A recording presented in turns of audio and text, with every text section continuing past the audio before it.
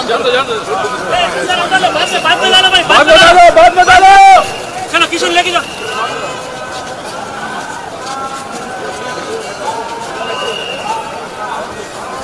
सब सर को रास्ता दो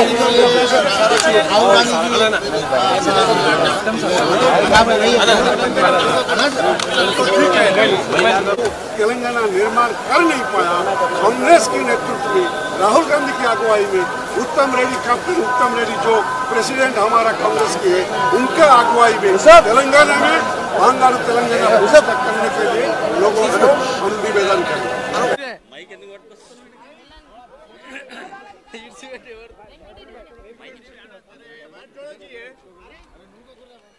नीचे करो यार, नीचे करो लोगों। जो मेरे लोगों पे लोगों ना फर्क प्लीज। ये क्या कर रहे हैं भाई? किसका है? नहीं नहीं ये किसका है? ये माइक पकड़ भाई। Okay sir. अरे लोगों रख रहा भाई तू। सर 20 तारीखुన 20 अक्टोबर तारीख पे రాహుల్ గాంధీ గారు తెలంగాణ రాష్ట్రంలో 3 కార్యక్రమాల్లో పాల్గొంటున్నారు. 10 గంటలకి శంషాబాద్ ఎయిర్పోర్ట్లో ల్యాండ్ అయ్యి వారు ఢిల్లీ నుంచి ఇండిగో ఫ్లైట్ నుంచి వస్తున్నారు. 10:30కి ఇక్కడ చార్మినార్లో రాజీవ్ సద్భావన యాత్ర కమెమరేషన్ డే ఆ మీటింగ్లో ఇక్కడ పాల్గొంటున్నారు. ఇది 1990లో రాజీవ్ గాంధీ గారు ఇక్కడ కాంగ్రెస్ పార్టీ జెండా ఎగరేసి అన్ని మతాలు కులాలు అన్ని వర్గాలు ఈ దేశంలో కలిసిమెలిసి ఉండాలనే ఉద్దేశంతో ఇక్కడ కాంగ్రెస్ పార్టీ జెండా ఎగరేసి ఒక సద్భావన యాత్ర నిర్వహించారు. ఈ 28 ఏళ్ల పాటు ఎవ్రీ ఇయర్ ప్రతి సంవత్సరం ఇక్కడ కాంగ్రెస్ పార్టీ జెండా ఎగరేసి రాజీవ్ గాంధీ గారి పేరు మీద రాజీవ్ గాంధీ గారి సద్భావన యాత్ర కమెమరేషన్ మీటింగ్ జరుగుతుంది. ఎవ్రీ ఇయర్ ప్రతి సంవత్సరం ప్రముఖులకి ఈ దేశంలో సద్భావన ప్రమోట్ కమ్యూనల్ హార్మనీ ప్రమోట్ చేసే వాళ్ళకి అవార్డు కూడా ఇవ్వడం జరుగుతుంది. ఈసారి 28వ సంవత్సరం రాహుల్ గాంధీ గారు ఈ రాజీవ్ గాంధీ సద్భావన యాత్ర కమెమరేషన్ డే రోజు మాజీ ముఖ్యమంత్రి మాజీ గవర్నర్ రోసయ్య గారికి ఆ అవార్డు ఇక్కడున్న కార్యక్రమంలో ఇవ్వబోతున్నారు. అదేవిధంగా ఆ రోజు ప్రోగ్రాము ఇక్కడి నుంచి వారు బేగంపేట్ ఎయిర్పోర్ట్కి కారులో పోయి బేగంపేట్ ఎయిర్పోర్ట్ నుంచి హెలికాప్టర్లో ఉమ్మడి ఆదిలాబాద్ జిల్లాలో బైన్సా పట్టణానికి పోతారు. అక్కడ ఒక ఎన్నికల ప్రచార సభలో ప్రసంగించి అక్కడి నుంచి హెలికాప్టర్లో కామారెడ్డికి పోతారు. కామారెడ్డిలో ఎన్నికల ప్రచార సభలో ప్రసంగించి వారు తిరిగి శంషాబాద్ ఎయిర్పోర్ట్ వచ్చి ఇక్కడి నుంచి ఢిల్లీ ప్రయాణం అవుతారు.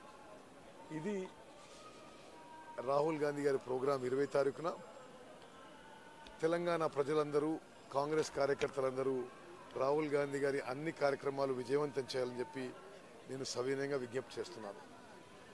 ఇక్కడ జరగబోయే ఈ సద్భావన కార్యక్రమం కాంగ్రెస్ పార్టీ నమ్మేది మూల సిద్ధాంతం ఈ దేశంలో అన్ని మతాలు, కులాలు, అన్ని వర్గాలు, అన్ని ఎథనిక్ గ్రూప్స్ అందరూ కూడా కలిసిమెలిసి ఉండాలి.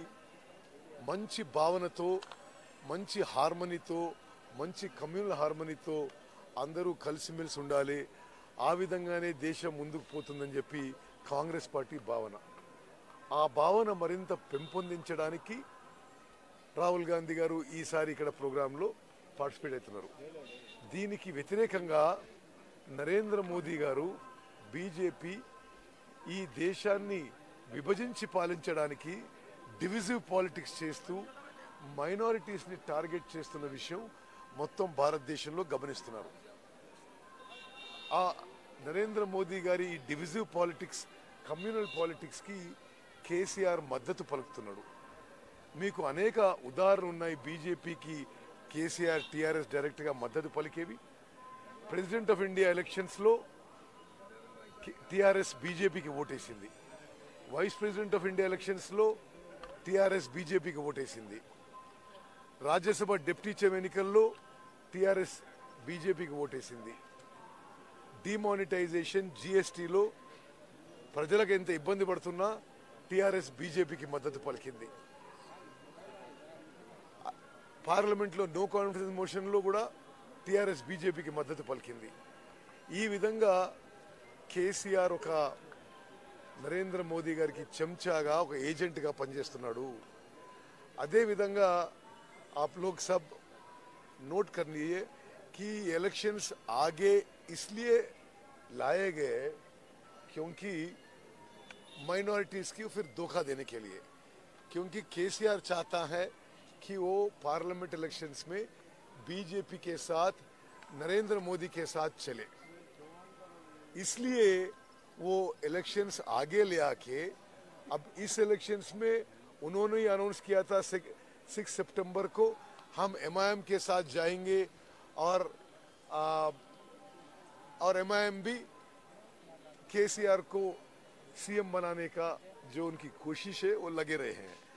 हम पूरी माइनॉरिटी कम्युनिटी को यहाँ चारमीनार के सामने से अपील कर रहे हैं.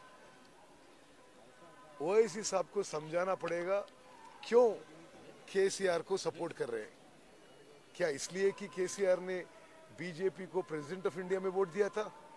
क्या ओवैसी साहब टीआरएस को सपोर्ट कर रहे हैं क्योंकि टीआरएस ने वाइस प्रेसिडेंट ऑफ इलेक्शंस में सपोर्ट किया था? क्या ओवैसी साहब सपोर्ट कर रहे हैं इसलिए कि राज्यसभा डिप्टी चेयरमैन में टीआरएस ने बीजेपी को वोट दिया था? क्या इसलिए कि नो कॉन्फिडेंस मोशन में टीआरएस ने बीजेपी को सपोर्ट किया और नरेंद्र मोदी ने पार्लियामेंट में स्पीच में केसीआर को बहुत तारीफ किया? डिमोनेटाइजेशन और जीएसटी की वजह से माइनॉरिटी कम्युनिटी को, जिसे हर कम्युनिटी को हुआ है, माइनॉरिटी कम्युनिटी के छोटे छोटे स्मॉल ट्रेडर्स को, व्यापारों को बहुत ही तकलीफ हुआ. फिर भी ओवैसी साहब क्यों टीआरएस को सपोर्ट करने के लिए वो ऐलान कर रहे हैं. और ये इतना हम बताते हैं, टीआरएस को वोट देना बीजेपी की वोट देने की बराबर है. सर, यही इशू आप लोग लेकर आए दूसरे इलेक्शन में, लास्ट इलेक्शन में, मगर आप लोगों का ये इशू काम नहीं आया, फिर भी कांग्रेस पीछे रह गई. हम कभी ये इशू लेके नहीं आए. ये हम तेलंगाना में पहली बार माइनॉरिटीज को अपील कर रहे हैं. हम तेलंगाना में अपील कर रहे हैं भाई साहब कि हमारे माइनॉरिटी भाई बहन याद रखे, आपको हर तरफ हर चीज में केसीआर ने धोखा दिया है. उन्होंने बोला था अगर टीआरएस गवर्नमेंट फॉर्म होते हैं, मैं डेट भी बताऊं, 19 अप्रैल 2014 शादनगर में उन्होंने बताया था कि अगर टीआरएस गवर्नमेंट तेलंगाना में आती है तो 4 महीने के अंदर मुसलमान बच्चों को गवर्नमेंट जॉब्स में 12% रिजर्वेशन करेंगे, गवर्नमेंट एजुकेशन इंस्टीट्यूशन में 12% रिजर्वेशन करेंगे. 4 महीने हो गए, 4 साल हो गए, उसके बारे में बात भी नहीं करते. असेंबली में बोले मैं नरेंद्र मोदी से बात कर लिया, वो सहमत है, अगर नहीं करे तो मैं दिल्ली में भूकंप करूंगा, मैं सुप्रीम कोर्ट जाऊंगा, मैं पार्लियामेंट को हिला दूंगा, मैं धरना दूंगा. कुछ भी नहीं किए क्योंकि वो नरेंद्र मोदी की एजेंट है. और नरेंद्र मोदी पूरी देश में माइनॉरिटीज को दबाव कर रहे हैं, हैरास कर रहे हैं, उनको हर तरह माइनॉरिटीज के राइट्स को वो देर इग्नोरिंग, और केसीआर साहब ये नरेंद्र मोदी का सपोर्ट कर रहा है। क्या एक इफ्तार पर शेरवानी और टोपी पहन के मुसलमानों को हर बार क्यों धोखा दे रहे हैं? केसीआर ये धोखा दे रहे हैं। हमारे माइनॉरिटी भाई बहन ये समझनी चाहिए, और हमारी जो मेन स्लोगन है टीआरएस को वोट देना बीजेपी की वोट देने की बराबर है। सर, ओल्ड सिटी में तो आपको एमआईएम से मुकाबला है, टीआरएस से नहीं। सुनिए, हमने बहुत सालों से बहुत इलेक्शंस में इनडायरेक्ट एमआईएम को सपोर्ट करते हुए हम जिस तरह ओल्ड सिटी में पहले किया आपको मालूम है। इस बार ओल्ड सिटी में हर जगह हम सीरियस कैंडिडेट्स रख रहे हैं, और जहां तक हमारी सर्वे दिखा रहे हैं 2-3 जगह हमारे जीतने का भी चांस भी है ओल्ड सिटी में। सर, आपका ये प्रोग्राम में कितने लोग आएंगे रफली? ये प्रोग्राम में ये प्रोग्राम लोग मोबिलाइजेशन का नहीं है, यहाँ ये सिंबॉलिक है। चार मीनार के आगे से राहुल गांधी जी एक मैसेज देना, ये पूरी तेलंगाना आवाम को एक मैसेज है, ये सिंबॉलिक है। क्यों कितने लोग आएंगे, हम तो कोई मोबिलाइजेशन कर रहे हैं, वॉलंटरी जो आएंगे तो उसके साथ मीटिंग करेंगे। डायरेक्ट कोई रैली नहीं होगा, शमशाबाद एयरपोर्ट से सीधा ही जाएंगे। 1 घंटे की प्रोग्राम है इधर, रोशैया साहब को अवार्ड दिया जाएगा, यहाँ से सीधा बेगमपेट एयरपोर्ट जाके हेलीकॉप्टर पे चले जाएंगे। एक लास्ट क्वेश्चन है, हमेशा ये कहा जाता है कि कांग्रेस कैंडिडेट को जो टिकट मिलता है उसका नाम डिसाइड होता है। अब ऐसा बिल्कुल नहीं होगा। पहले हुआ करता था। पहले हुआ करता था, आप बोल रहे हैं, मैंने नहीं बोला। अब कौन से पार्टी का डिसाइड हो रहा है सर? खाली एमआईएम का और दूसरे पार्टी का भी हो रहा है डिसाइड?